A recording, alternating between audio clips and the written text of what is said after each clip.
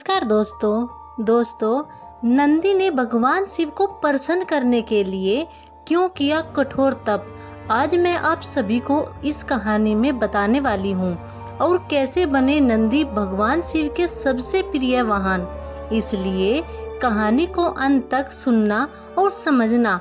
Video अच्छी लगे तो लाइक और सब्सक्राइब करना। चलिए कहानी को शुरू करते हैं। पुराणों के अनुसार नंदी असल में सिलाद ऋषि के पुत्र थे और सिलाद ऋषि थे ब्रह्मचारी। दरअसल हुआ यूं कि ब्रह्मचारी व्रत का पालन करते करते सिलाद ऋषि के मन में एक भय बैठ गया। भय था कि बिना संतान उनकी मृत्यु के बाद उनका वंश समाप्त हो जाएगा। इसलिए उन्होंने अपने वंश को आगे बढ़ाने के लिए एक बच्चे को गोद लेने का मन बनाया। मन तो ऋषि सिलाद ने बना लिया, लेकिन दुविधा यह थी कि ऋषि ऐसे बालक को गोद लेना चाहते थे जिस पर भगवान शिव की असीम कृपा हो। अब एक ऐसे बालक को ढूंढना बड़ा ही मुश्किल था, तो ऋषि भगवान की घोर तपस्या में लीन हो गए। लंबे समय तक तप करने के बाद भी उन्हें इसका कोई भी फल प्राप्त नहीं हुआ। ऐसे में ऋषि सिलाद ने अपनी तपस्या को और भी कठिन कर दिया।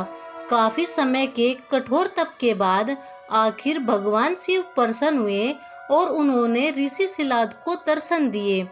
भगवान शिव ने सिलाद ऋषि से कहा, मांगो, क्या वर मांगना चाहते हो। ऋषि सिलाद ने अपनी कामना भगवान शिव से जाहिर की। भगवान शिव ने सिलाद को पुत्र का आशीर्वाद दिया और वहां से चले गए। अगले दिन ही जब ऋषि सिलाद पास के खेतों से गुजर रहे थे तो उन्हें वहां एक नवजात बच्चा मिला। बच्चे का मुख बेहद ही मनमोहक और लुभाना था। ऋषि बच्चे को देख बहुत खुश हुए और यह सोचकर इधर उधर देखने लगे कि इतने प्यारे बच्चे को इस हाल में यहाँ छोड़कर कौन चला गया। तभी भगवान शिव की आवाज आई और उन्होंने कहा, सिलाद, यही तुम्हारा पुत्र है। अब तो ऋषि सिलाद की प्रसन्नता का कोई ठिकाना ही नहीं था। वह उसे अपने साथ अपने घर ले गया और उसका लालन पालन करने लगा। देखते ही देखते नंदी बड़ा हो गया। एक दिन ऋषि सिलाद के घर दो सन्यासी आए। ऋषि सिलाद की आज्ञा से नंदी ने दोनों सन्यासियों की खूब खातिरदारी की, उन्हें भोजन कराया। ऋषि सिलाद के घर मिले इस सेवा के भाव से दोनों सन्यासी अत्यंत प्रसन्न हुए। उन्होंने ऋषि सिलाद को दीर्घ आयु का आशीर्वाद दिया, लेकिन नंदी, जिसने इतने मन से सेवा की थी, उसके लिए एक शब्द भी नहीं कहा। सन्यासियों द्वारा ऐसा किए जाने पर ऋषि सिलाद को आश्चर्य हुआ। अपनी जिज्ञासा को शांत करने के लिए सिलाद ने सन्यासियों से ऐसा करने के पीछे की वजह पूछी। तब सन्यासियों ने बताया कि आपके इस पुत्र की आयु बहुत कम है, इसलिए हमने इसे कोई आशीर्वाद नहीं दिया। नंदी ने सन्यासियों की यह बात सुन ली। नंदी ने अपने पिता से कहा, आपने मुझे स्वयं भगवान शिव के आशीर्वाद से पाया है, तो मेरे इस जीवन की रक्षा भी भगवान शिव ही करेंगे।